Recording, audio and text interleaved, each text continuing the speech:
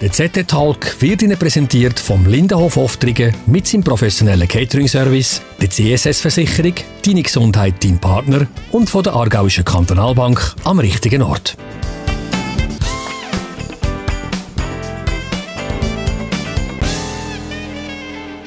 Im Stadtrat Zofingen kommt es zu grösseren Rochaden. Zofingen hat einen neuen Ammen, oder besser gesagt eine neue Frau, Stadtamme. Und Zofingen hat auch einen neuen Vizeammen. Herzlich willkommen zum ZT-Talk. Bei dem neuen Vizeammen sind wir heute zu Gast. Er hat uns eingeladen in sein Bibliothekszimmer. Hier reden wir über einige Themen, die in Zofingen gerade heiß diskutiert werden. Ich freue mich sehr, dass wir bei ihm sind, hier zu Gast. Herzlich willkommen, Andreas Rüeger. Danke, herzlich willkommen, Herr Pfister. Noch eine herzliche Gratulation zu Ihrer Wahl. Was bedeutet das für Sie? Merci vielmals. Ja, es ist eine grosse Ehre, dass ich gewählt worden bin. Ich denke, mit einem sehr guten Resultat. Es hat mich vor allem auch stolz gemacht, dass ich Rahela Seyed schlagen mögen. Ich denke, das war nicht unbedingt zu erwarten und es hat mich umso mehr mit Stolz erfüllt. Haben Sie sich etwas vorgenommen, wie Sie die Rolle prägen wollen, was Sie da bewirken wollen, wie Sie die Rolle ausfüllen wollen? Ja, ich denke schon, das habe ich auch der Wahlfeier öffentlich so verkündet und auch im Vorfeld schon gesagt.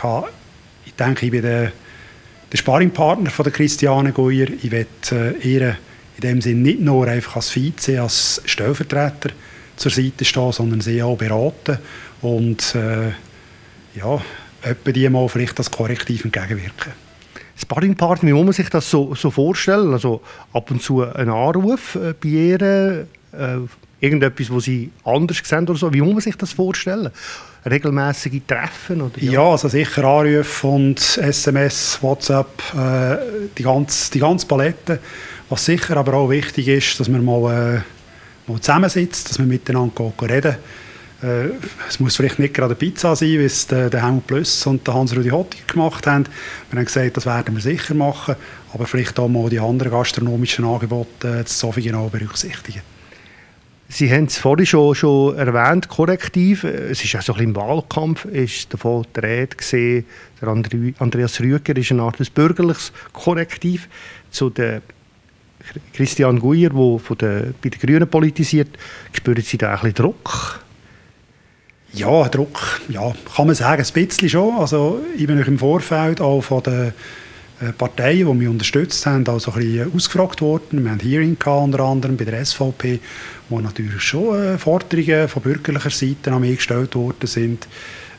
Insbesondere gerade was Finanzpolitik angeht, weil man natürlich Befürchtungen hat mit der grünen Frau Stadtamme, dass da vielleicht der Geldsäckel mal ein bisschen lockerer sitzt, als es bisher unter dem Hans-Rudi Hottiger war. Auf Finanzen kommen wir gerade noch, aber was sehr ein gutes Signal war, kann man sagen, Sie haben mit der Frau Guyer zusammen eine gemeinsame Wahlfeier gemacht. Das ist eigentlich sehr sympathisch und ein guter Start so für auf jeden Fall. Als Duo. Also ich war sehr froh, dass wir das so machen können, weil es ist im Vorfeld für mich nicht unbedingt klar war, dass ich gewählt werde. Wir haben gefunden, wir machen eine Wahlfeier im kleinen Kreis, wo dann das Angebot von der Christiane kam, bin ich sehr gerne darauf eingestiegen.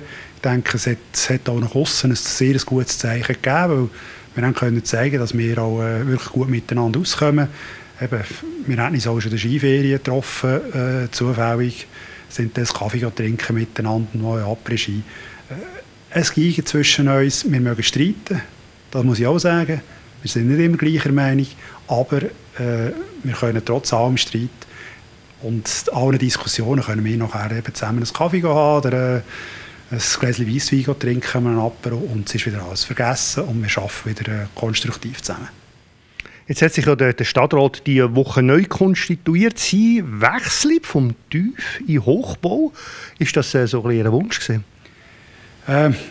Zweite Priorität, sage ich jetzt mal. Mein Wunsch war eigentlich, den Tiefbau weiter zu betreuen. Ich habe das Gefühl, ich hätte dort noch relativ viel bewirken können, gerade was die Infrastrukturprojekte im Strassenbereich, Hochwasserschutz, aber auch in der sogenannten ökologischen Infrastruktur angeht. hätte ich ja noch einiges im Petto gehabt. Das wird jetzt mein Nachfolger, der Röbi Weishaupt, hoffentlich weitertragen können. Der Hochbau ist sicher auch von meinem beruflichen Background als Baujurist naheliegend, und der Stadtrat als Gesamt hat mich sozusagen auch ein bisschen überzeugt oder überredet, drängt, wie man so sagen will, dass ich den Hochbau übernehme. Auch dort stehen spannende Projekte an, sehr spannende Projekte, und ich freue mich auch auf die Aufgabe. Was können Sie ein bisschen konkreter sagen? Was ist dort so aus Ihrer Perspektive jetzt so, denn was gerade so top-priority-mässig ansteht? Die ganz grosse Kiste ist natürlich das Oberstufenzentrum. Ich denke, da gibt es noch einiges zu tun. Da sind wir aber auch auf gutem Weg. Da haben wir schon mit Vorarbeiten vom Hemel plus dem Leiter Hochbauliegenschaften, Guido Hodl, eine gute Basis gelegt. Und das werde ich jetzt vorwärts machen. Dort werde ich mich noch ein bisschen profilieren, weil dort sind die ganzen Vergaben noch anstehend. Wie weiter? Also das Projekt muss noch recht optimiert werden, und dort müssen wir schon noch ein bisschen den Schuh haben. Und die Finanzen müssen unbedingt im Griff behalten werden. Genau. Das ist sicher das Zentrale. Ich denke schon, aus an und für sich ist unbestritten, dass wir eins brauchen, dass wir etwas machen müssen. Aber es muss finanziell tragbar sein, es muss im richtigen Standard sein. Wir dürfen dort auch nicht übertreiben, wir brauchen kein vergoldetes Schulhaus. Es muss funktionell sein, es muss einfach gut sein für die Zofingen, aber sicher nicht ein Palazzo, wie es auch schon geheissen hat, dass Zofingen Palazzi baut als Schulhäuser.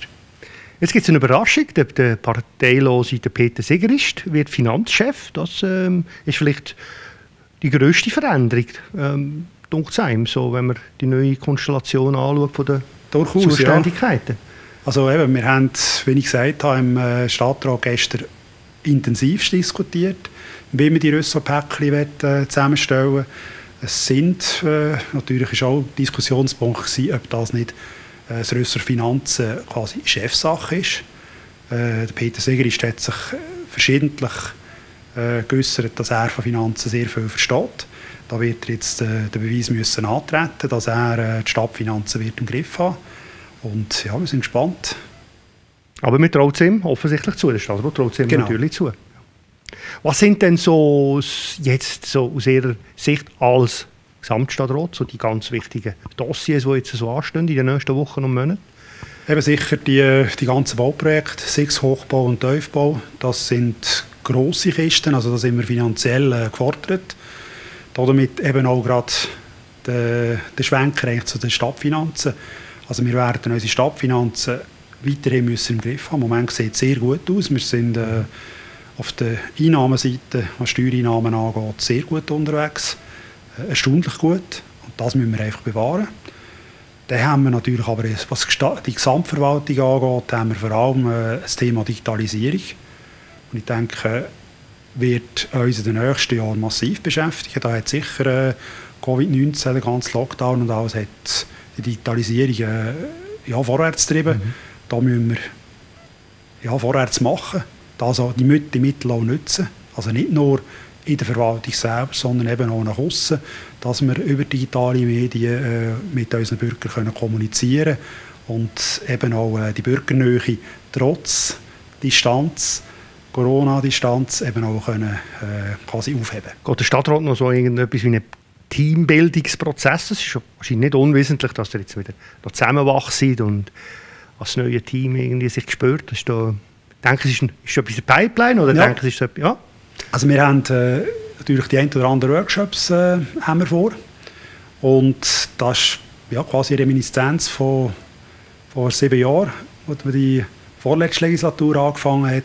Wir werden, sofern es die Pandemiesituation erlaubt, werden wir in unser Ferienheim nach Adelboden gehen und dort oben einen Workshop durchführen. Das hat sich jetzt 2-mal schon bewährt. Es sind immer sehr produktive, aber auch wirklich sehr lustige Tage geworden, wo wir uns auch ein bisschen von der privaten Seite kennengelernt haben. Und es hat einfach dieser Teambildung wirklich gut getan. Gehen wir zu einem Thema, Herr Rüeger, das bis jetzt in Ihrem Verantwortungsbereich war. Die Begegnungszone in der Altstadt, die ist ja eigentlich im Prinzip unbestritten. Allerdings wissen einige Leute, wenn man sie fragt, immer noch nicht, dass die Begegnungszone gilt, dass die Zone 20 ist, also Höchstgeschwindigkeit 20 Stundenkilometer, weil sie einfach sehr minimal ausgeschildert worden ist. Ja, das ist so. Also wir haben eigentlich, was wir gemacht haben, wir haben einzig die Schilder von der alten Tempo-30-Zone durch das Schild Begegnungszone ersetzt. Und sonst haben wir nicht mehr gemacht. Die Standorte sind gleich geblieben, die Schildergrösse ist gleich geblieben. Ja, und haben das Gefühl gehabt, das reicht. Haben aber müssen feststellen, und ja, da kann man uns wirklich rügen dafür. Der Mensch ist ein gewohntes Tier. Die Leute haben es nicht gemerkt, die Leute sind einfach schnell in die Stadt hineingefahren. Und es hat halt die eine oder andere Gasse, wo man halt ja, auch 30 locker mal gefahren oder je nachdem schneller. Und wir haben trotzdem, dass wir auch das sogenannte Speedy, das Hinweisschild eigentlich mit der Tempoanzeige aufgestellt haben und das auch ein bisschen beobachtet haben, bei der ersten richtigen Geschwindigkeitskontrolle müssen merken, dass es einfach nicht funktioniert. Es sind 104 Automobilisten sind reingefahren, zum Teil massiv zu schnell, also bis zum Billentzug. Und ja, wir mussten Notbremse ziehen. Notbremse ziehen heisst, sie haben dann noch besser, indem sie die Zahl 20 auch an verschiedenen Orten am Boden aufgemalt haben, dass man drüber fahren muss. Genau, in den Stadteingängen, in den 7 Stadteingängen haben wir das 20 am Boden gemalt. Wir haben dann überlegt, sollen wir es in der Stadt wiederholen, haben aber darauf verzichtet, weil ja, das Stadtbild ist immer sehr heikel. Wir wollten noch verzichten, in der Stadt zusätzliche Signale aufzustellen, zusätzliche Markierungen oder Einengungen zu machen, weil das ist es ist heikel, man ist historische Stadtbild. Es gibt wahrscheinlich jetzt einige Autofahrer, die ein bisschen hässig sind auf sie, die wahrscheinlich sagen, ja, ich kann das nicht sehen. Und erst nachdem, als wir reingerasselt sind und müssen kräftige Busse zahlen, sogar das Billett abgeben, kommt die Stadt und bessert nachher. Das ist ja nicht, also bürgerfreundlich ist ja das nicht. Ja, also eben, wie gesagt, wir müssen uns an der Nase nehmen, wir hätten das besser machen können. Wir haben das Gefühl gehabt, es Länge mit Medienmitteilungen. Es war noch eine Umfrage von Rainer Böhni, die auch gross im Zofiger Tagblatt gekommen ist. Wir haben das Gefühl gehabt, dass Länge als Grundlage, weil es genug publik war. Im Nachhinein ist man immer schlauer. Da haben wir müssen merken, jetzt müssen wir noch anputzen, kommunikativ. Genau, es ist ja eine Informationskampagne, ist ja auch angekündigt. Können Sie sagen, was ist in der Pipeline, was ist geplant, wann? Also geplant ist, dass man eine Kampagne macht, zusätzliche Hinweise mit sogenannten Gefahrensignal, dass wir eine geänderte Signalisation haben. Das ist rein einfach das, was Tempo 20 angeht. Wir wollen es aber ein bisschen gesamtheitlicher anschauen. Wir haben ja auch noch das Thema Unterführung, Strengbacherstrasse, wo auch diverse Mal schon im Einwohnerrat gerügt worden ist, dass das eine gefährliche Situation ist, Fußgänger und Velofahrer, die einander begegnen. Wir haben andere Unterführungen, wir haben eine Fußgängerzone, wo wir einfach den Konflikt zwischen allen Verkehrsteilnehmern haben. Und da wollen wir jetzt so eine Sensibilisierungskampagne machen, haben das jetzt auch in Absprache mit dem Kanton, der für die Strengbacher Strassenunterführung zuständig ist, aufgeleistet und werden jetzt so eine, also ich will sagen, eine Herzli-Kampagne machen. Da wird man aber bei der Unterführung jetzt eigentlich sofort umsetzen im Januar und im Rest der Stadt im Laufe des Frühlings, dann, wenn die Leute wirklich wieder auf der Gasse sind. Die Thematik, dass die Leute mehr aufeinander Rücksicht nehmen müssen, weil es auch mehr Sachen gibt, wo man unterwegs ist, also Velo, Trotti, das ist sowieso etwas, wo in den nächsten Jahren wahrscheinlich ein Thema bleibt. Also wie geht man miteinander um bei so belebten Zonen wie der Altstadt, wie nimmt man aufeinander Rücksicht? Das bleibt wohl ein ganz ein wichtiges Thema. Also das Thema ist nicht nur das Zofigen, ja, wirklich ein grosses Thema. Es ist die sogenannte Koexistenz der Verkehrsträger, also das Miteinander, Velofahrer, Fußgänger, aber auch Autofahrer. Der Strassenraum, den wir haben in der Schweiz und auch besonders bei uns in Zofigen, der ist beschränkt. Der gehört allen. Wir müssen alle irgendwie aneinander vorbeikommen. Wir haben gerade jetzt im Lockdown, in der Corona-Zeit, haben wir vermehrt gemerkt, dass die Leute auf die Gassen drängen, was ja schön ist, dass die Altstadt belebt wird. Aber da gibt es natürlich wieder einen Konflikt mit den Verkehrsteilnehmern, mit den Velofahrern, die mit 45 das Gefühl haben, sie können durch die Altstadt durchrasen. Genau gleich wie mit den Autofahrern, die schnell gefahren sind. da wollen wir jetzt eigentlich mit dieser Kampagne, mit dem Miteinander wirklich auch sensibilisieren. Und ich denke, das ist wirklich auch nötig. Noch eine Frage zu Bauvorhaben im Allgemeinen. Wenn man so mit Leuten geredet hat, Beispiel Henzmer-Kreisel, viele haben gesagt, hey, das geht ja gefühlt die Ewigkeit, bis der Kreisel endlich steht und befahrbar ist. Können Sie das mal erklären, warum gerade dort Beispiel Henzmer-Kreisel, wieso ist das so lang gegangen? Also es ist mir persönlich nicht anders gegangen. Ich habe das Gefühl, das ist ja wahnsinnig lang. Wir haben auch mehrfach beim Kanton, der zuständig ist für das Bauprojekt, interveniert. Haben aber auch müssen sehen, und das sind Fachleute, die wir das auch so erklären können, es ist schwierig gewesen, dort zu bauen. Also wir haben erstens einmal die ganzen Leitungen von der städtischen Werke, also StBZ, muss ich korrigieren, müssen umlegen. Das hat sehr viel Zeit gebraucht, bis die Leitungen am richtigen Ort waren, so dass sie auch den Bauablauf noch nicht behindert haben. Dann ist der ganze Kreisel unter Verkehr saniert worden. Hat auch immer wieder Stillstand gehabt, wo man wieder irgendeinen Beton müssen trocknen oder irgendeine Detailarbeit gehabt, wo irgendein Mann in einem Schacht unten etwas geschafft hat. Es ist ewig gegangen, ist aber fast nicht anders machbar gewesen.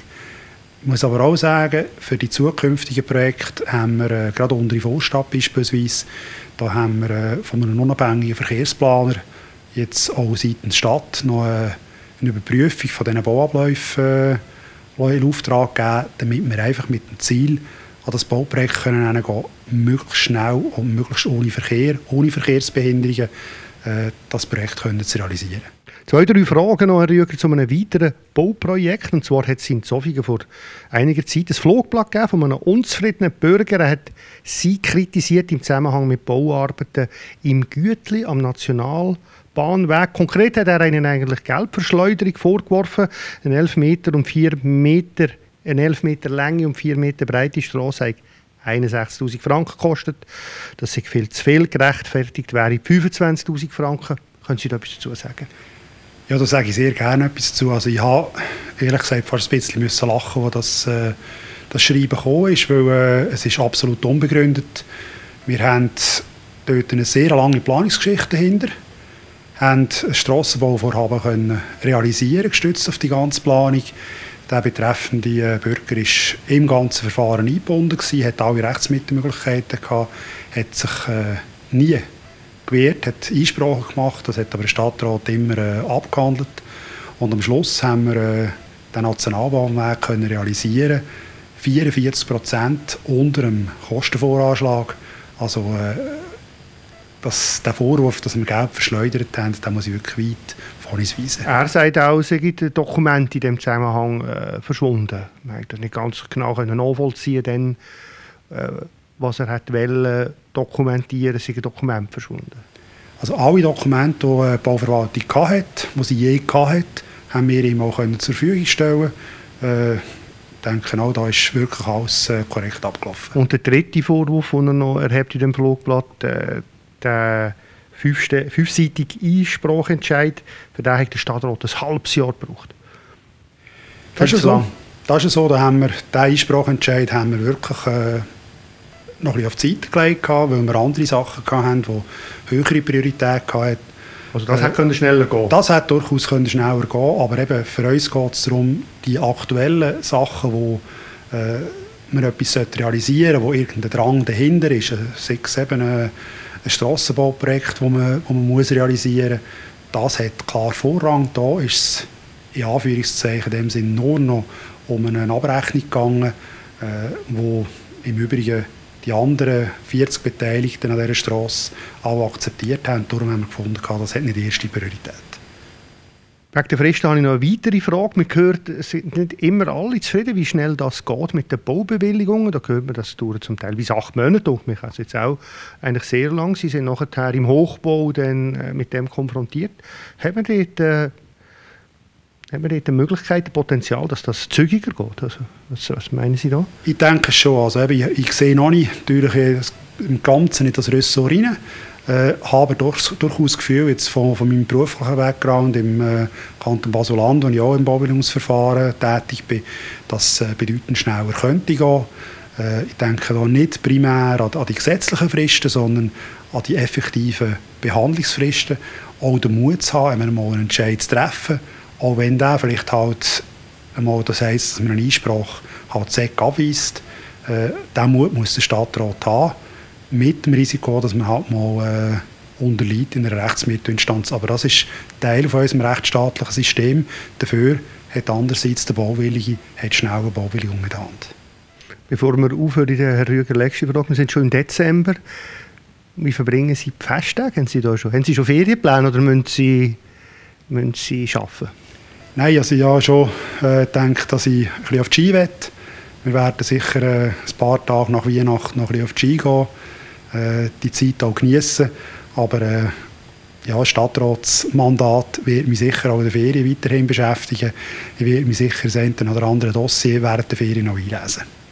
Herr Rüeger, herzlichen Dank, dass wir hier zu Ihnen heimkommen und über Ihren neuen Job als Vizeamt und ein paar kritische Fragen mit Ihnen anschauen. Herzlichen Dank. Danke auch, dass Sie zu mir gekommen sind. Nächste Woche sind wir mit einem neuen Talk wieder da. Wir sind zu Gast beim Ralf Bürge, Geschäftsführer vom Lindenhof Oftringen. Wir reden mit ihm darüber, was er das Jahr alles gemacht und erreicht hat und welche Pläne er für das nächste Jahr hat. Ich hoffe, wieder mit Ihnen. Danke fürs Zuschauen.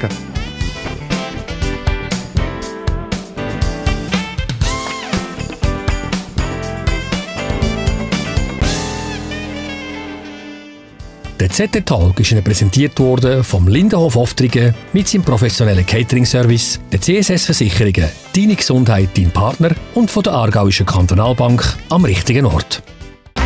Hallo Glück, hallo Trost, hallo Leben. Wir sind bereit. CSS-Versicherung.